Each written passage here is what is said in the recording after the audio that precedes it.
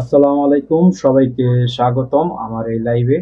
আশা করি যারা যারা আমার লাইভ দেখছেন সবাই ভালো আছেন। আমিও ভালো আছি আলহামদুলিল্লাহ। তো বিপিএল এর ২ দিনের খেলা শেষ হয়ে একদিন রেস্ট গেল মাঝখানে, এবং দ্বিতীয় দিন যে খেলাগুলোর প্রেডিকশন করেছিলাম যথাক্রমে সেই দলগুলো জিতেছে। খুলনা টাইগার্সের কথা বলেছিলাম চট্টগ্রাম কিং এর সাথে, সেটাতে খুলনা টাইগার্স প্রথমে ব্যাট করতে নেমে ২০৩ রান করে ৪ উইকেট হারিয়ে, এবং চিটাগাং কিংস 18.৫ ওভার ১৬৬ রান করে ম্যান অফ দ্য ম্যাচ হন মাহিদুল ইসলাম অঙ্কন। তিনি ২২ বল থেকে ৫৯ রানে অপরাজিত ছিলেন।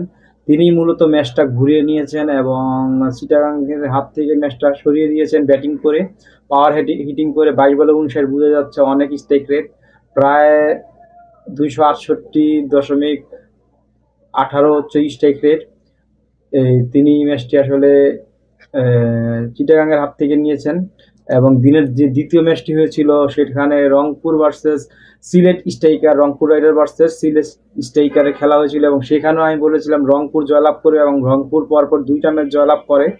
এবং তারা প্রথমে ব্যাট করতে নেমে ১৫৫ রান করে ৬ উইকেট হারিয়ে, এবং সিলেট স্ট্রাইকার ১২১ রান করে ৯ উইকেট হারিয়ে ২০ ওভার খেলে নাহিদ রানা তিনি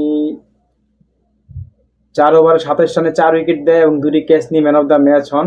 তিনি মূলত সিলেটের হাত থেকে ম্যাচটি বের করে নেন ১৫৫ রান করেও ম্যাচ জয়লাভ করে। কারণ এবারের বিপিএল এর ৪টা ম্যাচের কিন্তু প্রায় ৩টা ম্যাচই হাই স্কোরিং হয়েছে। প্রথম ম্যাচে ১৯৮ রানের টার্গেট হয়েছিল, দ্বিতীয় ম্যাচে ১৯৩ রানের টার্গেট হয়েছিল, এবং তৃতীয় ম্যাচে ২০৪ রানের টার্গেট হয়েছিল, মেবি সরি, হ্যাঁ ২০৪ রানের টার্গেট হয়েছিল। তো সেই তুলনায় কিন্তু ১৫৫ রান অনেক কম ছিল, কিন্তু সেই রানটাও কিন্তু সিলেট স্ট্রাইকারকে করতে দেয়নি।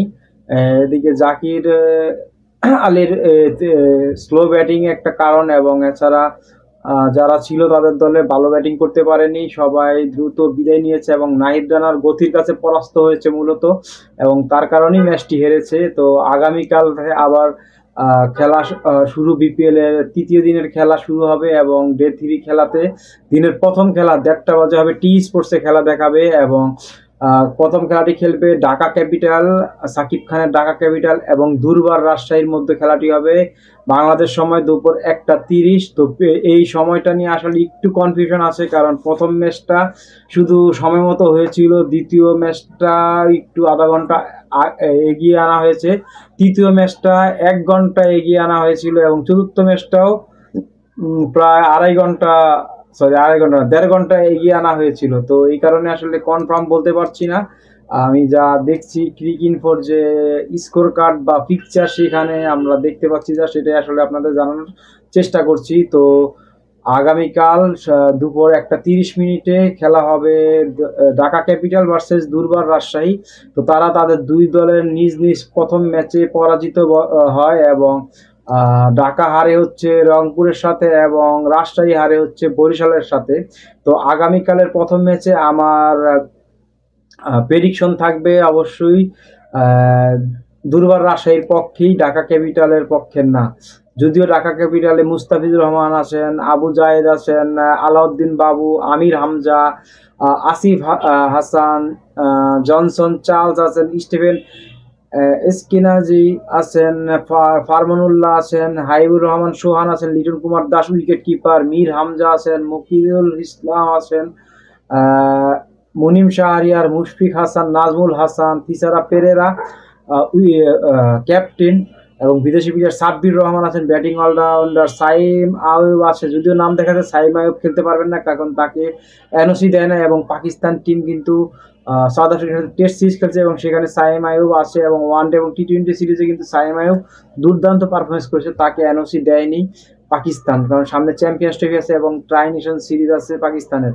সাদাত হোসেন আছেন ব্যাটসম্যান, তানজিদ হাসান, সাদাত হোসেন দীপু হয়তোবা, আর তানজিদ হাসান তামিম, সে হচ্ছে ওপেনিং ব্যাটসম্যান। এই হচ্ছে ঢাকার স্কোয়াড। এবং দুর্বার রাজশাহীর আনামুল হক বিজয়, তিনি দলীয় অধিনায়ক, আকবর আলী আছেন উইকেট কিপার ব্যাটসম্যান, এছাড়া আছেন আরাফাত মিনহাস, তিনি বিদেশি প্লেয়ার, বিলাল খান বিদেশি প্লেয়ার, রায়ান বাল বিদেশি player, Nathan Edward bowling allrounder, Hasan Murad, Jishan Alam batting allrounder, opening batting করে এবং স্পিন বল করে, এস এম মেহরব আছেন অলরাউন্ডার, মেহরাব হোসেন আছেন, মিজানুর রহমান ব্যাটার, মোহাম্মদ হ্যারিস আছেন উইকেট কিপার ব্যাটার, মোহর শেখ আছেন, মৃত্যুঞ্জন চৌধুরী আছে বোলিং অলরাউন্ডার, সাদ নাসিম বিদেশি প্লেয়ার, সাব্বির হোসেন অলরাউন্ডার, সালমান মির্জা বলার, লিহারু সামারুকুন বলার অলরাউন্ডার, শফিউল ইসলাম বলার, সানজামুল ইসলাম বলার, তাসকিন আহমেদ বলার, Yasir Ali middle order batsman. এই হচ্ছে রাজশাহীর স্কোয়াড। তো আমার এই স্কোয়াডের মধ্যে প্রথম ম্যাচে আমার প্রেডিকশনটা অবশ্যই থাকবে দুর্বার রাজশাহী আগামীকাল প্রথম ম্যাচটি জিতবে। প্রথম ম্যাচ তাদের সেটা জিততে হেরে গিয়েছিল, কারণ বোলিং দুর্বলতার কারণে তারা 198 রানের টার্গেট দিয়েছিল, সেখানে 200 রান করে ফেলে বরিশাল। মাত্র 9 ওভার 5 বলে 62 বা 61 রানে 5 উইকেট হারানোর পরেও কিন্তু ম্যাচটি জয়লাভ করে। তো দিনের যে দ্বিতীয় ম্যাচটি আছে সেখানে মুখোমুখি হবে Fortune Barishal versus Rangpur rider. এই দুই দলের মধ্যে এখন পর্যন্ত কেউ পরাজিত হয়নি। প্রথম ম্যাচ তারা ফরচুন বরিশাল দুর্বার রাজশাহীর সাথে জয়লাভ করে, হারতে হারতে জিতে যায়, এবং রংপুর রাইডার প্রথম দুইটা ম্যাচই জয়লাভ করে। প্রথম ম্যাচ তারা ঢাকার সাথে জয়লাভ করে এবং দ্বিতীয় ম্যাচ তারা কিন্তু তার সাথে সিলেটের সাথে জয়লাভ করে। তো আগামীকাল তাদের তৃতীয় ম্যাচ, এবং আমি আশা করব আগামীকাল তারা তাদের তৃতীয় ম্যাচটিও টানা জয়লাভ করে পয়েন্ট টেবিলে শীর্ষে অবস্থান করবে। বরিশালের স্কোয়াডে তামিম ইকবাল খান captain, opening batter Ali Khan বিদেশি প্লেয়ার, বলার আরিফুল ইসলাম, নাজরে বার্গের বলার, Ibadat Hossain bowler, Fahim Ashraf bowling allrounder, James Fuller allrounder, Jahandad Khan বিদেশি প্লেয়ার, মাহমুদুল্লাহ রিয়াদ গত ম্যাচে ম্যান অফ দ্য ম্যাচ ছিল এবং জয়ের নাও দাউদ মালান বিদেশি প্লেয়ার, কাইস মায়ার্স আছে, মোহাম্মদ নবী আছেন, রিপন মন্ডল আছেন, মুশফিকুর রহিম উইকেট কিপার, নাজমুল হোসেন শান্ত টপ অর্ডার এবং ওপেনিং ব্যাটসম্যান নাইম হাসান আছেন, পাতম নিসাঙ্কা বিদেশি প্লেয়ার, রিশাদ হোসেন অলরাউন্ডার, শাহিন শাহ আফ্রিদি বলার, শহীদুল ইসলাম বোলিং অলরাউন্ডার, তাইজুল ইসলাম বলার, তানভীর ইসলাম বলার, তাহিদ হৃদয় টপ অর্ডার ব্যাটসম্যান। আচ্ছা, বরিশাল টিমে আমার জানা মতে রিশাদ খেলে নাকি? হ্যাঁ, রিশাদ হোসেন বরিশাল টিমে তার স্কোয়াডে আছে।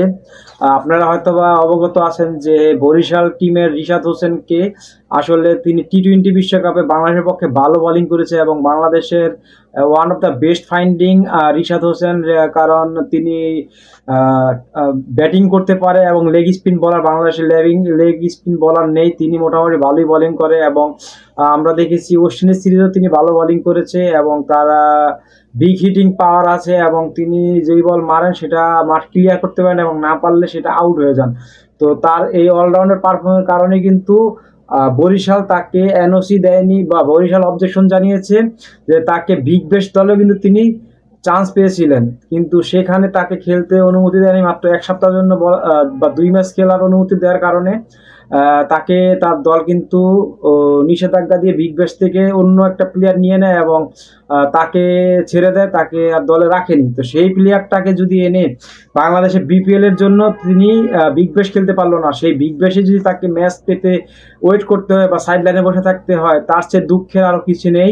তো সেই শুভবুদ্ধি কবে হবে ফরচুন বরিশালে সেটা আমার জানা নেই, কারণ রিশাদ হোসেনের মতো একটা বলারকে তিনি বিগ ব্যাশের মতো বড় অপরচুনিটি মিস করিয়ে ফরচুন বরিশালের মতো ক্লাবের সাইড বেঞ্চে বসিয়ে রাখার কোনো যৌক্তিকতা নেই। তো আশা করব কালকেই তিনি নামবে এবং নুরুল হাসান নামবে রংপুরের বিরুদ্ধে। আর রংপুরের যে স্কোয়াড সেটা হচ্ছে নুরুল হাসান উইকেট কিপার এবং অধিনায়ক, আকিব জাভেদ বিদেশি প্লেয়ার, কার্টিস ক্যাম্পার হচ্ছে আয়ারল্যান্ডের অলরাউন্ডার, এম গাজনেফার তিনি হচ্ছেন আফগানিস্তানের bowler, Alex Hales opening batter, Iftikhar Ahmed Pakistani middle order batsman, Irfan Sukkur Bangladeshi batsman, Kamrul Islam bowler, Rabbi Khushdil Shah Pakistani middle order batter, Mehedi Hasan বা শেখ মেহেদি যাই বলেন allrounder, Mohammad Saifuddin bowling allrounder, Rahid Rana bowler, Saurabh নেটারবালকার বিদেশি প্লেয়ার বলার, রাকিবুল হাসান স্পিন বলার, আর Rezaur Rahman Raja pace bowler, Saif Hassan allrounder, Soumya Sarkar ইনজুরিতে আছেন batting allrounder, Steven Taylor opening batsman, Taufiq Khan. এই হচ্ছে রংপুর রাইডার্সের প্লেয়ার এবং 19টি প্লেয়ার মাত্র আছে এবং রংপুর রাইডার্স গ্লোবাল টি-20 লিগ জিতেছে এবং বিপিএল এর প্রথম 2টা ম্যাচই তারা ভালো করেছে, আগে ব্যাটিং করে খুব ভালো, এবং সোহান খুব টাচে আছে, এবং শেখ মেহেদী, নাহিদ রানা সবাই মোটামুটি ভালো আছে, এবং ইফতেখার আহমেদও ভালো ব্যাকআপ দিচ্ছে।